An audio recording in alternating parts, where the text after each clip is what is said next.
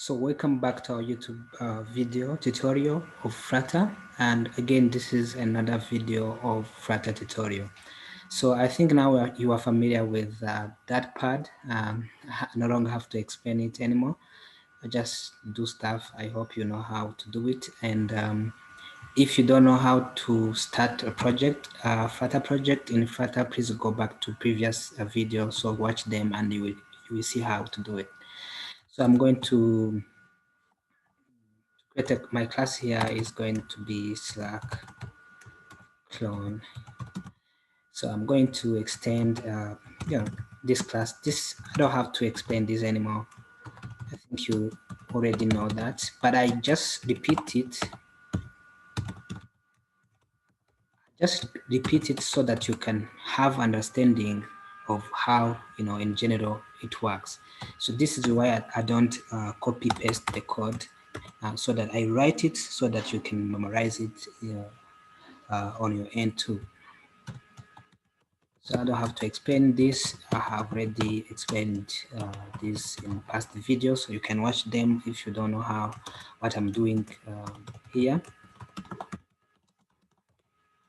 Just to show you that building application is just something you repeat over and over. The more you repeat it, the more you can do it. So that's why I always start video by showing you the same things that you have seen me doing over and over. But at every video I add something a little bit different so that you can see and you learn. So up. I think this is something familiar too, so you can put the semicolon here, and we can pass a home. And we know that now we need to start by scaffold, and we know that with the scaffold we can pass the body, and in the body we can pass the container, and within a container we know that a container takes a child, and today we are going to use a stack. So from the previous video, I have explained how to use stack, but it seems like people didn't get clearly how a stack works. And today I'm going to just try to explain how you can use stack and how you can achieve something with stack. So we know that a stack really takes a list of children.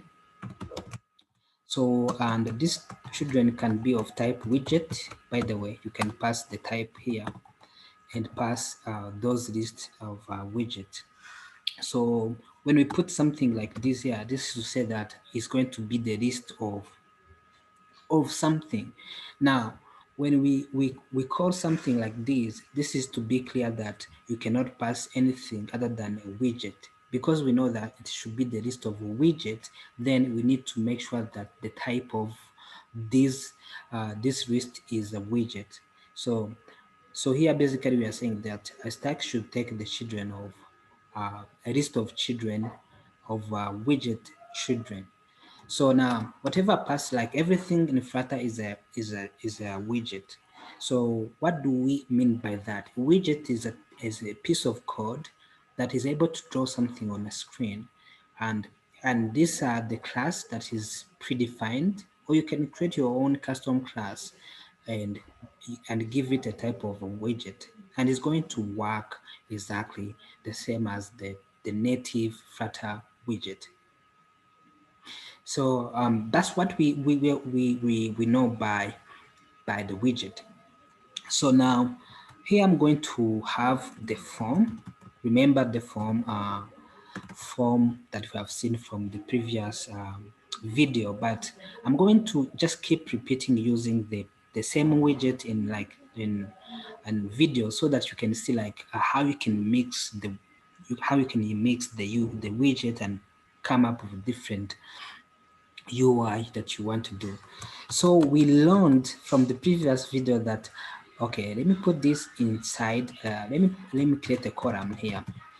And the column, we know exactly that it should take the children also, and let's give it a type of a widget.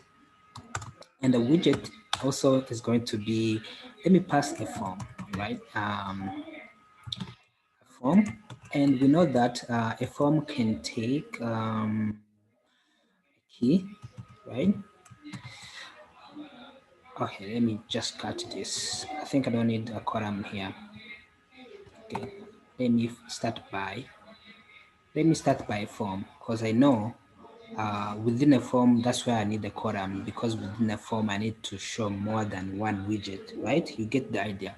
So we learned that here we can get a variable called final and give it a key, and this key is going to be the global key.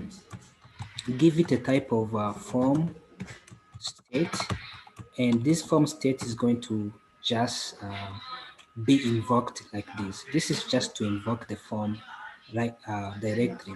So now code the key here, then call a child here, because the form also can take a child. And also now this is where we're going to use a column, because we need within form within this form we are going to be able to have the different column. So it's going to take the children, and the children is going to be of type of widget, of course, and it's going to take a list of those widgets. And one of the widget is form text field, and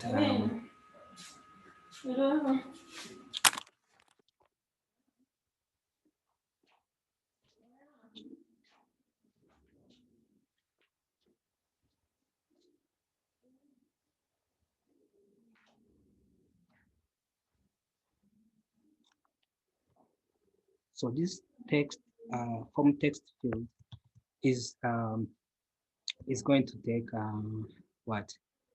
So, but here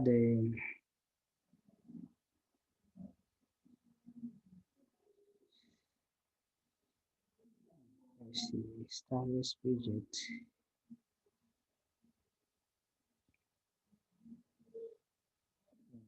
So material app is not. Let me see. Extend stylus widget. So I can use this key here. This key should be called here. But why it is complaining about the material app? Material things should be like this one. Let me just Google it. I should just go to the specific example of Flutter. And that's where we are going to see the example of how to code the material widget. Maybe I have made a mistake there, so I can see. Okay, material is just one L. You know, that's just one mistake. You can do that. So now let's form text field. So let me just try to. So sometimes it's easy just to misspell the widget. So it's always better to go back to Flutter, see where you are making the mistake, because it's very easy to make that mistake. So, and that part of being a developer, you need to be able to know how to read documentation and also navigate through documentation and understand how you are going to use that documentation. And that is the part of visual review on this channel. So if we go down, remember we need to know how to write this. So you can see that I was mixing stuff. So it should be text form field instead. So we learned from the previous video, we can pass decoration in order to decorate the form. So one of decoration you can pass is input decoration, and this input decoration take property called border, and we can pass the border of something you want. So let's see if we have a border here. You can come here, do Control F, then write border. you don't see something. But if you want to know how to use what is the property that you can call or within input decoration, the way you can do it, you can copy this input decoration, come here in search, then put Flutter at the front. Then this is going to point you to the class and you can see the property that is being called and how you can call them.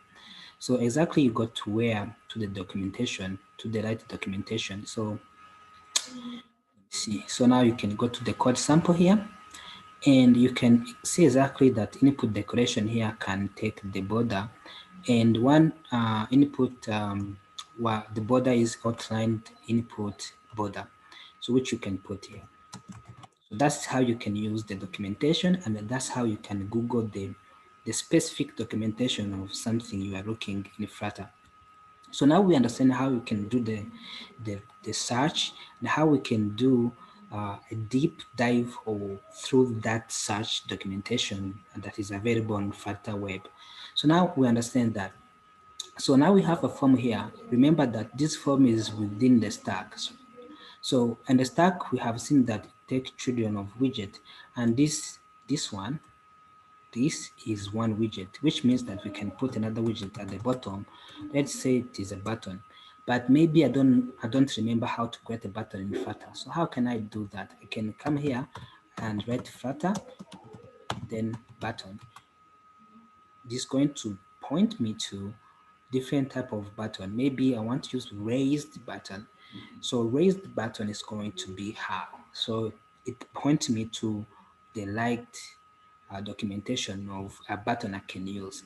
So the more important I'm teaching you here is how you can use the documentation based on what you want to achieve and achieve that through the documentation without just going spend a lot of time on Google search, in Stack Overflow and other places. And remember, for being a developer, the speed and quality matter really a lot. So you need to be able to deliver your application with high speed and quality. And if you can use the Flutter documentation, that would be so much more powerful for your career. So let me see here. I can see that this rest button here is being used. So I can copy the code here and come here where I want to put the second shard of stack, because we know that a stack take more than one children, take more than one child. So this raised button is going to show the string of disabled button because it doesn't have onPressed. The onPressed is null, which means that a user will not be able to click on a button in order to submit anything. So if we land the application now, we can see something on screen. So now we have covered a lot in this video, but really we haven't covered why we used stack. So, but first I want to show you the result of what we have so that you can see the use of stack. So if we run it again, I think it's going to take much more time. So something I have noticed within that part. So you need to compile your application like more than once. That's where you can be sure that it's going to show something on the screen. So I keep clicking there in hope that it's going to show something. But what is the problem? It's not showing anything. I think it's the bug of that part, but just let's wait and see. Now we can see something here. So again, remember what we have done in order to show them this widget to be visible so that you can see that, because you see the problem is just going on the top so that we cannot see it properly. So I think we can use one of the property we have seen. So you can see where this body is starting, where the container is, and see where the container is closing, which is here. So then go and cut the container and use padding. Okay, let me not use padding. I know I can use the margin. Then it's the same margin, and this is going to take the age insert, and it's going to be like 100. So it seems like I didn't write this very well, and I don't remember how to write it. So I don't have to waste my time. You know what to do? You go here and you write Flutter. Google is very smart enough to point you to the right class that you want to call, so that I can see how to write that class. So you can see that I have made the mistake, which can be corrected by just Googling that. And that's how you can Google as professional software engineer. So if we learn it again, we are going to see the result that we expect with this input being placed where we want. But remember from the previous video where I have explained the stack, now you can see that this button is overlapping with this input. So how can we position this button so that it doesn't come on top of this input field? So we can use another widget called positioned. So positioned is a widget that you can use alongside with stack, where you can be able to position anything from a stack. So it's going to position it, and position take a chart, and the chart is going to be that button. So right now we haven't changed anything because we didn't tell position how it is going to position this element, but it's up to us to tell it, like on left should be at 0, and on right maybe at 0, and on bottom should be at 0 too. Let's see what is going to happen. So we are telling that you should position this raised button exactly how we want it. You can see that by that it's just going to position everything at the bottom, because we said that left and right and bottom should be 0. But if we change the bottom to maybe 10 pixels, it's going to just put it at the bottom, 10 pixels at the bottom. And that's how it works. If we like increase this value like to 1 to 20, it's going to make it be at 120. If we run it again, okay, what's going on? It's just running. Okay, you can see that it's just going up a little bit. And that's how you can control the position of element within a stack. And that's how you can put everything at the bottom when you put every value to 0. So I think now you understand how to use a stack and how to use different widget, Flutter widget, to create something you want.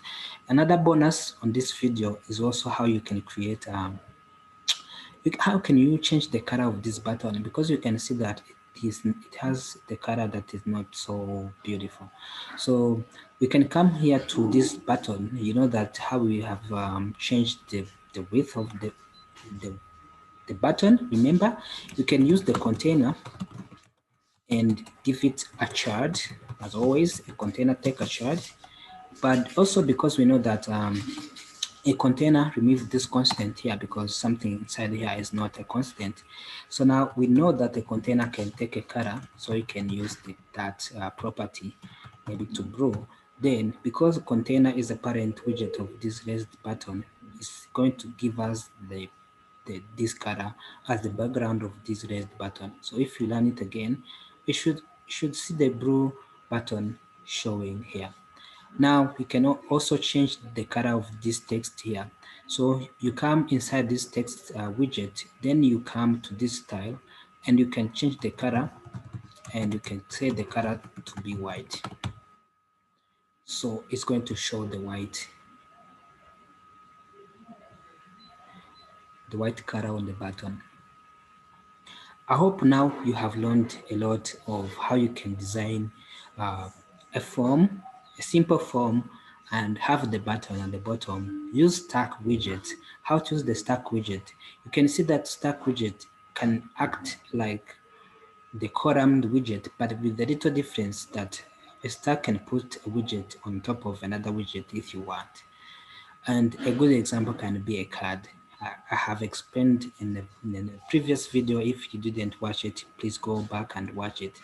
Thank you for watching. Please like and subscribe to our channel, and it helps a lot to make sure that this video can be can be shared to across the country so that we can make sure that we're creating the Flutter community and the Flutter ecosystem.